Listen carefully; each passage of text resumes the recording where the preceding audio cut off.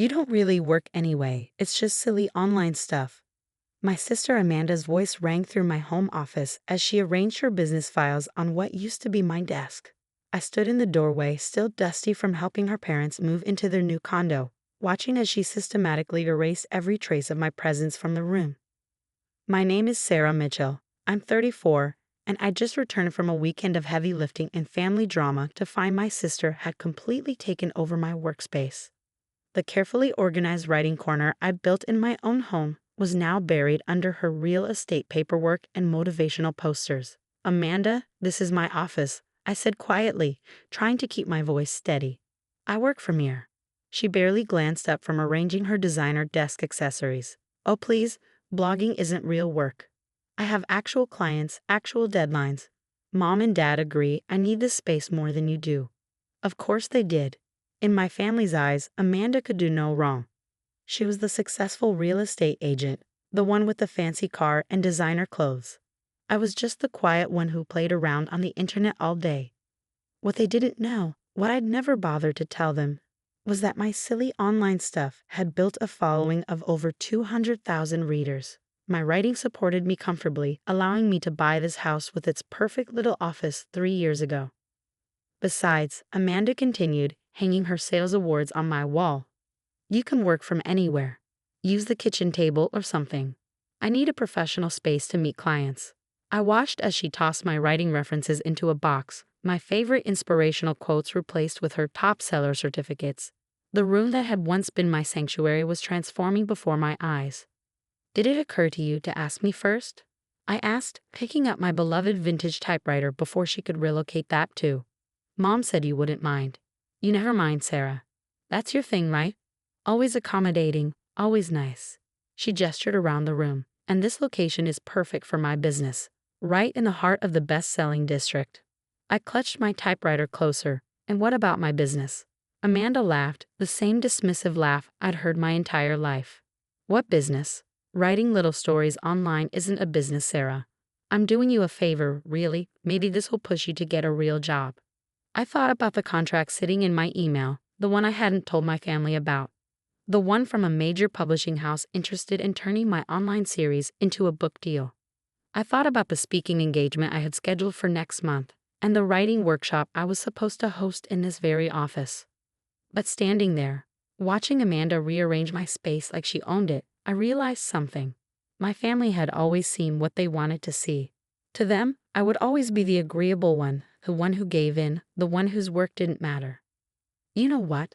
I said, surprising myself with how calm I felt. "Keep it." Amanda's head snapped up, suspicion crossing her face. "Really?" "Really, you're right, I can work from anywhere." I picked up my laptop bag and the typewriter. "The office is yours." Well, good," she stammered, clearly thrown by my lack of resistance. "I knew you'd understand. I'll need the keys too for client meetings." I pulled my house keys from my pocket, removed the office key, and handed it to her.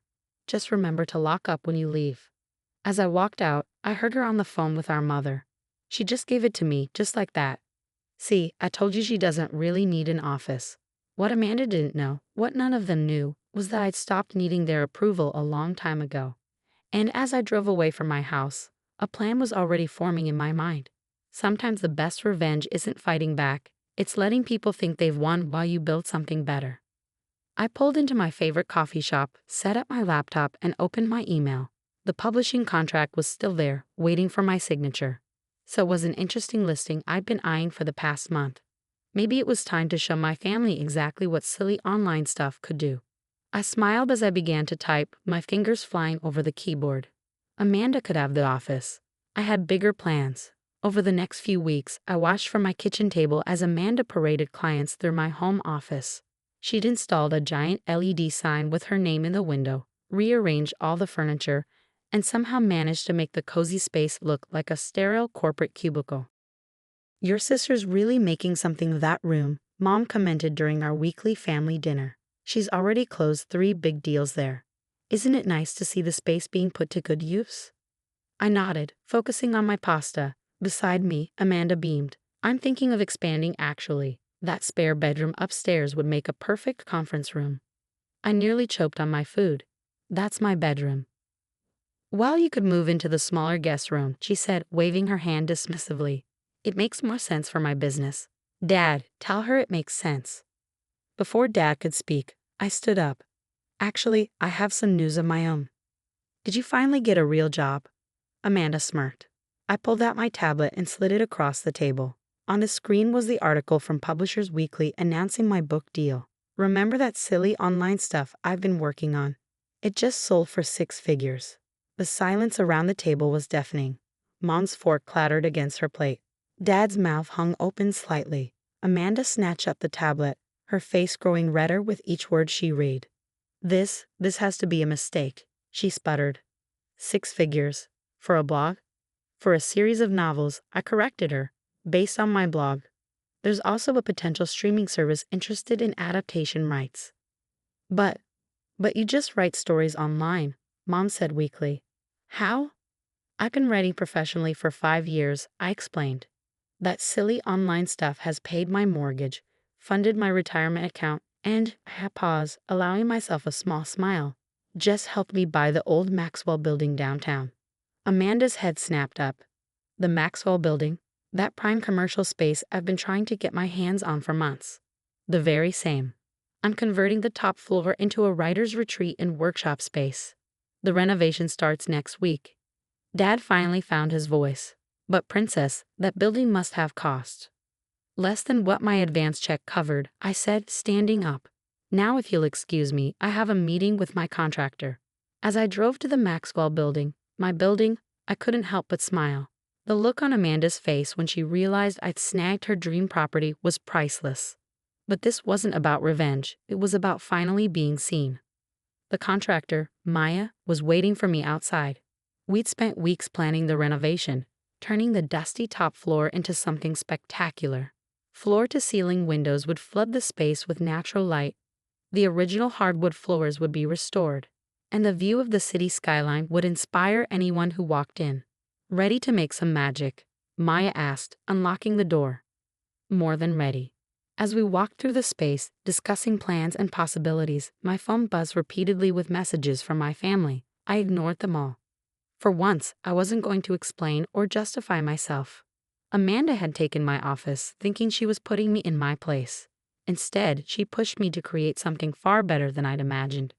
The writer's retreat would be more than just my workspace. It would be a haven for other writers, a place where creativity was celebrated, not dismissed. By the way, Maya said as we finished our walkthrough, that real estate agent who's been calling about the building, she called again today, says she represents a very interested buyer. I knew exactly who that agent was. Tell Amanda the building's not for sale. Not now, not ever. Maya grinned. Will do, boss. As I stood at the windows, watching the sunset paint the sky in brilliant oranges and pinks, I felt a sense of peace settle over me. Sometimes the best response to being underestimated isn't to fight back. It's to rise above, to build something so magnificent that those who doubted you can't help but look up in awe. My phone buzzed again. Another message from Amanda. We need to talk about the Maxwell building. I have clients interested in the space. I typed back a simple response.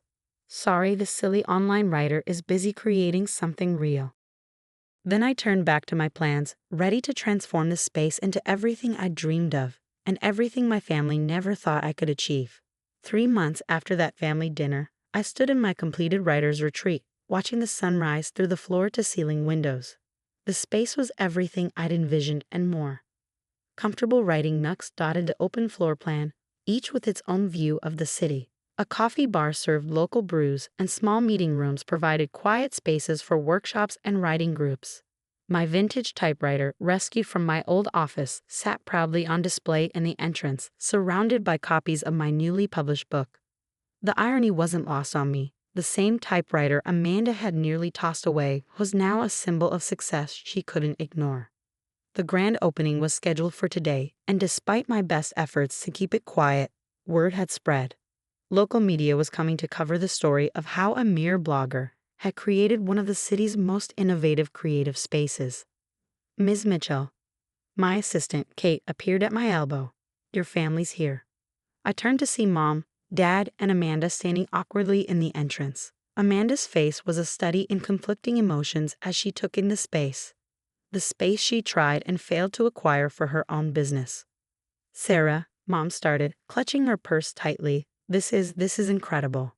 It really is, Princess, Dad added, looking around in awe. Why did you tell us you were capable of all this? I tried, I said simply. For years, I tried to show you that my writing was more than just silly online stuff. You chose not to see it. Amanda stepped forward, her designer heels clicking on the restored hardwood floors. Look, about the office. I may have been a bit hasty. Keep it, I interrupted. Consider it a reminder of what you thought I was capable of. This, I gestured around the retreat, is what I actually achieved. Before anyone could respond, Kate appeared again. The reporter from the City Times is here for your interview. I watched my family's eyes widen at the mention of the prestigious newspaper. Amanda, in particular, looked like she'd swallowed something sour. She'd been trying to get featured in the City Times for years. I should go, I said. Feel free to look around. The coffee bar is open, and there's a copy of my book for each of you on the welcome desk. You know, the one that just hit the bestseller list. As I walked away, I heard Mom whisper, "Did she say bestseller list?" The interview went wonderfully. The reporter was particularly interested in how I transformed from a simple blogger to a successful author and business owner. I told her the truth, that sometimes being underestimated is the greatest motivation to succeed. Later that afternoon, as writers filled the space, typing away their own stories, Amanda approached me again. I've been thinking, she said, fingers fidgeting with her designer bracelet. Maybe we could collaborate. Your platform, combined with my real estate expertise. I cut her off gently. No, Amanda. This space isn't about real estate or making deals. It's about creating something meaningful, something you once called silly and worthless. But the office you took, keep it. I meant what I said. Every time you walk in there, remember how you treated my dreams. And then look up at this building, my building, and remember what those dreams became. She left shortly after, our parents trailing behind her. But something had shifted. For the first time in my life, I saw respect in their eyes. Not that it mattered anymore. I'd stopped seeking their approval the day Amanda took over my office. As the sun set on our opening day, I sat in my favorite corner of the retreat, laptop open, working on my next book. Writers around me tapped away at their keyboards, sipped coffee, and created their own worlds. This was what I'd built, not just a space for myself, but a haven for others who dared to dream big. My phone buzzed with a text from Amanda. I'm sorry, I really am. Your success. It's incredible. I should have seen it sooner. I smiled, typing back. Sometimes the smallest office can lead to the biggest dreams. Thanks for pushing me out of mine. Then I turned back to my writing, watching the city lights twinkle through the windows of my creative sanctuary. Sometimes the best revenge isn't about getting even. It's about soaring so high that those who once looked down on you have to crane their necks just to see how far you've flown. The writer's retreat became the talk of the city, featured in magazines and blogs. But more importantly, it became a symbol of what happens when you refuse to let others define your worth. Amanda kept my old office, but I found something better. My own voice, my own space, and the sweet satisfaction of proving that silly online stuff could build something remarkable.